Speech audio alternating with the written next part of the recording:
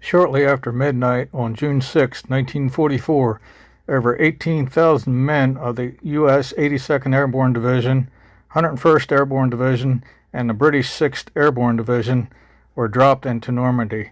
The invasion has begun. At 0630, landing craft began landing ground forces on the beaches of Normandy. The 1st Infantry Division and the 29th Infantry Division landed on Omaha Beach, and the 4th Infantry Division landed on Utah Beach. Well, good morning everybody, welcome back to another video. Today happens to be the 80th anniversary of the D-Day invasion in Normandy during World War II, so in this video I decided to break out a whole bunch of gear and equipment and weapons that the GIs would have used during the invasion of the Normandy invasion. So hope you like it. So I'll get in here and show you all this pretty cool stuff. Okay, I'll start out with the backpack and the cartridge belt and show you pretty much what the GIs would have had on them during the invasion during D-Day, June 6, 1944. So we'll start off with the M1928 pack here. Boy, it wasn't designed very well, and they kept extra rations and clothing in there, and on top of it it's called the meat pouch, and inside there would have been their mess kit and knife, fork, and spoon, and then below that, attached to the backpack, would have been the T-handled shovel. And on the side of the backpack they would have had their bayonet. This one here is an early war 16-inch. Then later in the war they were cut down to a 10-inch bayonet. And then as you come down a little further here, we got the cartridge belt. We got 5 pockets on each side, and each pocket would carry 8 rounds for your M1 Garand. And then right below that would be their first aid kit. That was dated 1940, Hoff Manufacturing Company. And like I say, there's one on this side also. And attached to their cartridge belt would have been their canteen. And inside the canteen cover is this out here, well, 1-quart canteen, usually dated on either the back of it or the side. Let's see if I can get some light over here. Yeah, this one's dated 1945. And then inside the pouch with a canteen cup. And everything fits nicely in the cover.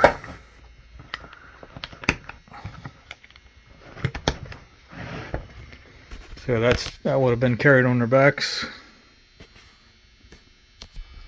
Alright, now I'll show you the mess kit. And the cup. You can see here the cup flips up right here. It'll flip up and it'll lock in place right there. You would have a handle right there on your cup. See, here's how the handle goes for the cup. And they're usually dated on the bottom. And this is a World War I one, 1918. But during World War I and World War II, there was the exact same dimensions and everything. And over here on the mess kit, this one's dated 1944, right there. And then the handle will flip up, the top comes off, and you got a 2-piece there. And then inside, this one was well used. It's got burnt marks and dents in it. And then they would have a knife, fork, and spoon. And now every soldier wore a helmet. This is the M1 helmet. It's got a netting on it, what they could use for camouflage. And the vertical mark there is, I believe, for an officer. And then if it was an NCO, it would go horizontal.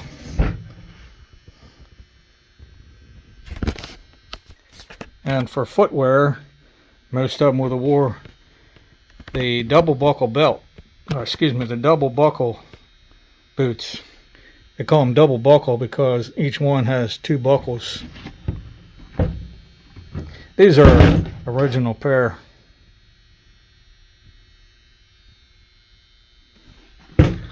And inside has the soldier's name who wore them.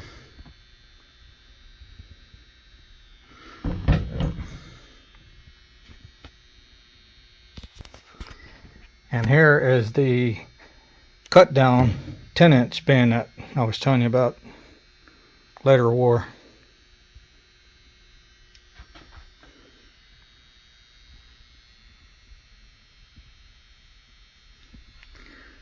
See, it's looks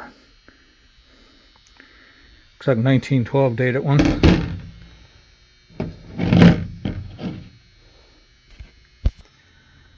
Oops, sorry, I was wrong. It was a 1943 dated AFH. And some of the NCOs and officers would have had a pair of binoculars. These are 6x30s, and they're dated 1943. Came in a nice leather case. You can put your belt through that way, or you can carry it over your shoulder with the strap.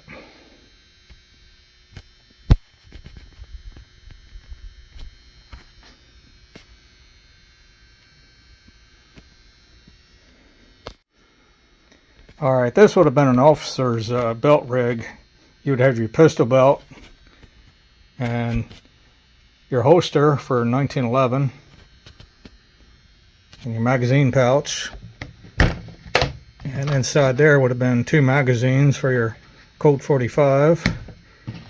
And then right there you would have your first aid kit, canteen, cup, and cover. That one there is dated on the back.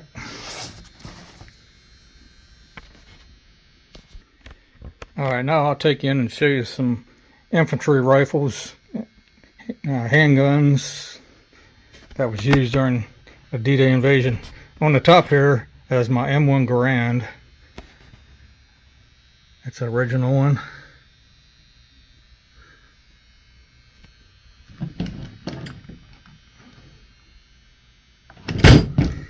And here's the clip of ammo for it. 8 rounds. Now moving down here to my M1 carbine.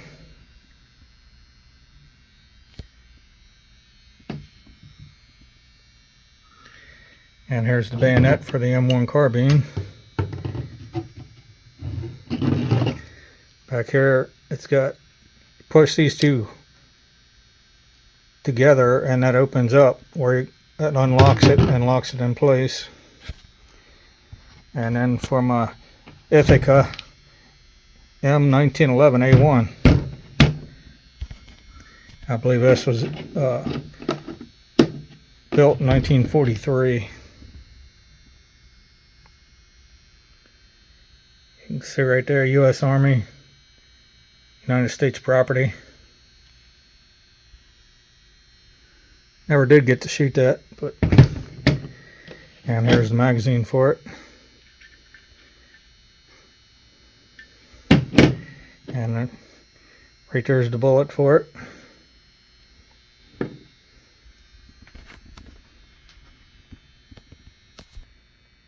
Now here's my original U.S. Army field ration, sea ration can. And you can see on top there it's dated 1942. Never opened. It's got the key missing, that opens it up. But nice original piece of history there.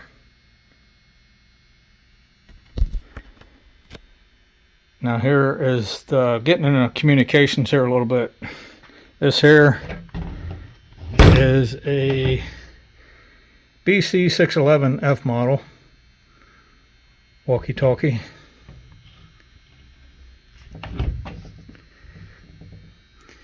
And that was the United States' very first cell phone. And this cover here, it unsnaps, or not snaps, but unscrews, and then there's an antenna there that comes up. And this little gadget here is when you take this off to screw it in here so you don't lose it.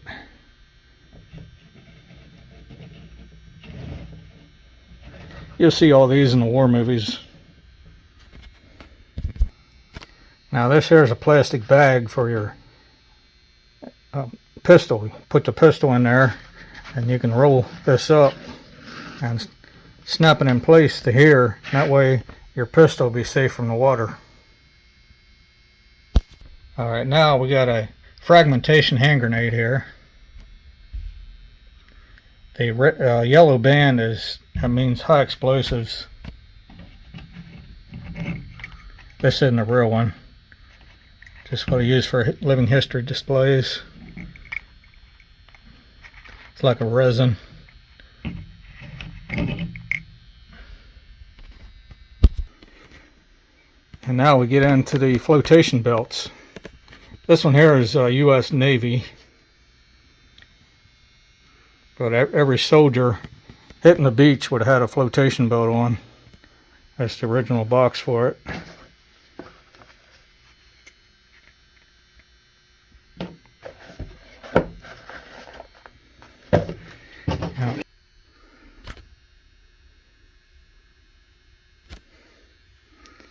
Alright, something else they would have been carrying.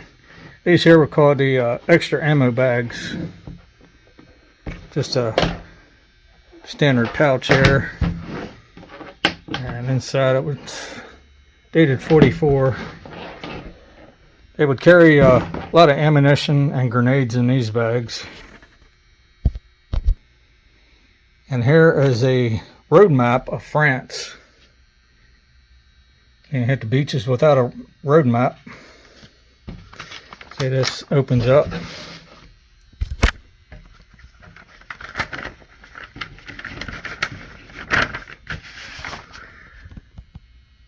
Road map of France, and right here is Normandy.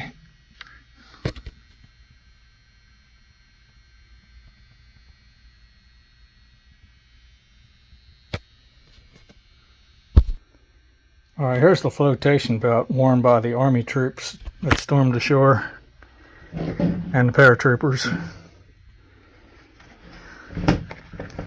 Right there inside you'd have 2 CO2 cartridges, and then if they didn't work then you would have to blow them up manually with those tubes.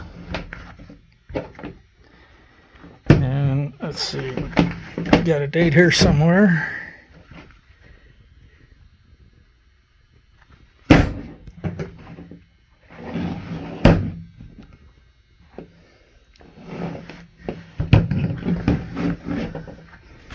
Well, that's the Army one.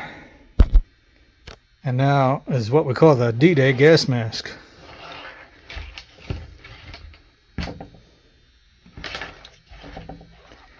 Let's see. Yep. U.S. marked U. And somewhere on here it's dated.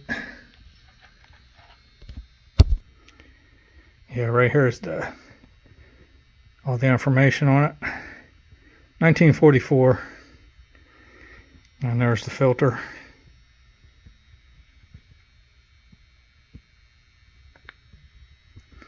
And it would go inside this waterproof bag. And the paratroopers would use these also. Alright, one more thing I wanted to show you here. Here's an original invasion newspaper. Tuesday, June 6, 1944. From Huntington, Pennsylvania. The Daily News. 3 cents per copy. Allies stormed northern France with history's greatest armada, 11,000 planes, 4,000 big ships.